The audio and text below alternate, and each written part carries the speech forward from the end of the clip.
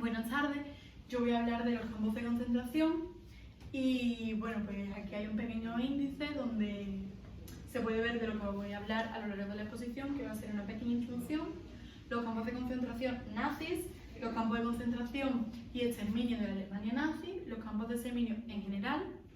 Veremos algunos campos de concentración más importantes y que más relevancia han tenido. Y ahí destacaré el campo de Auschwitz y Mauthausen. Luego veremos otros campos de concentración en distintos países y finalmente algunas películas y vídeos utilizados para saber un poco más. Bueno, pues muchas personas hoy en día no saben qué son los campos de concentración o quiénes iban a esos campos de concentración. Puede decir que los campos de concentración se han usado a lo largo de la historia y en ellos iban opresores políticos, homosexuales, judíos de otras religiones, pero normalmente eran judíos. También iban refugiados o desplazados por un conflicto bélico, así como prisioneros de guerra. Pues bien, los campos de concentración nazis. Durante la Segunda Guerra Mundial se construyeron los centros de exterminio en una fase posterior al programa de aniquilación. Actualmente se conocen que hubieron unos 25.000 campos de concentración y exterminio a lo largo de la historia en Alemania, sin contar los pequeños campos, que serían los que se encuentran en la población local. Pues respecto a los campos de concentración y exterminio de la Alemania nazi, he de decir que durante el siglo XX el intercambio civil por parte de los distintos estados se hizo cada vez más frecuente. Se crearon campos de trabajo y de exterminio con el fin de mantener a los presos y exterminar a los judíos.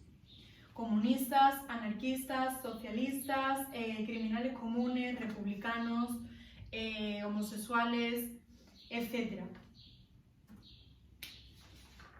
Respecto a los campos de exterminio, pues bueno, son campos de concentración que pasaron a ser utilizados como campos de trabajo forzosos. Pero al ver que eso no mataba a las suficientes personas, utilizaron ese lugar para exterminar a todos los judíos y presuntos enemigos de los nazis. Estos campos se crearon en la Segunda Guerra Mundial. Y pues bien, los campos de exterminio al final se utilizaron para la muerte en masa de judíos. Y se conoce que hubieron más de 3 millones de asesinatos de judíos en estos campos de exterminio. Pues bueno, los campos de concentración más importantes, como he puesto aquí, es Auschwitz, que sería este, Mauthausen, Dachau, Sachsenhausen y Ravensbrück. El último solo era un campo de concentración para mujeres. Pues aquí voy a parar a hablar del campo de Auschwitz. Auschwitz tuvo dos campos. Este es el primero, construido en 1940 para albergar prisioneros políticos que no cabían en las cárceles. Como bien he dicho, pues los primeros en llegar fueron prisioneros políticos, pero no tardaron en llegar miembros de la resistencia, intelectuales, homosexuales, gitanos, judíos, etc.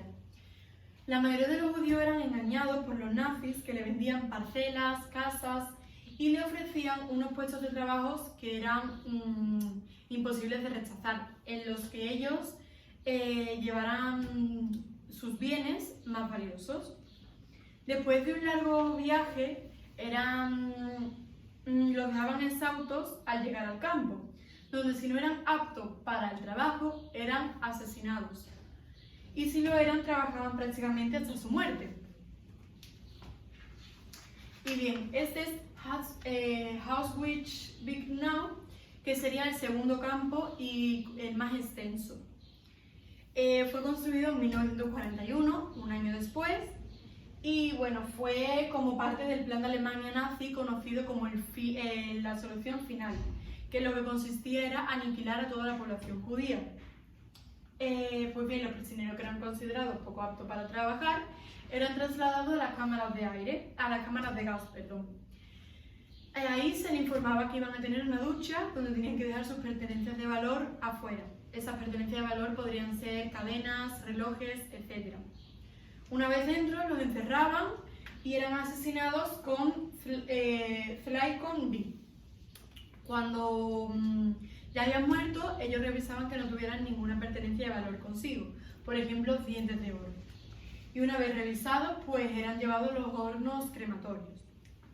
El 27 de enero de 1945, las tropas soviéticas liberaron a los prisioneros que quedaban en el campo, aunque por desgracia la mayoría le quedaron poco tiempo de vida o estaban enfermos. Y bueno, el campo de Mauthausen pues, es el campo de concentración más grande. Fue destacado por sus condiciones de vida. ¿Qué quiero decir con eso? Pues bueno, en Mauthausen solo había una certeza: la muerte y solo una duda. ¿Cómo iba a ser esa muerte? Pues bien, los nazis aplicaron toda su frialdad calculadora, método y eficiencia para eliminar a seres humanos que eran totalmente inocentes, no tenían culpa ninguna. Pues en la segunda mitad de 1944, la prisión que ejercía el ejército soviético hizo llegar a Mauthausen y a sus campos satélites muchas personas provenientes de otros campos de concentración que estaban más cerca del frente oriental. Este hecho se intensificó cuando el ejército soviético estaba a las puertas de Alemania en 1945. Todo esto se tradujo tristemente a los célebres marchas de la muerte, donde muchas personas morían en el trayecto de un lugar a otro solamente por cansancio. Para los que consiguieron llegar a Mauthausen, el panorama fue de todo menos esperador. Después del sufrimiento, le esperaba el hacinamiento, el hambre, enfermedades, trabajos forzosos y, para acabar, el asesinato. Aquí se ven otros campos de concentración que hubo en otros países.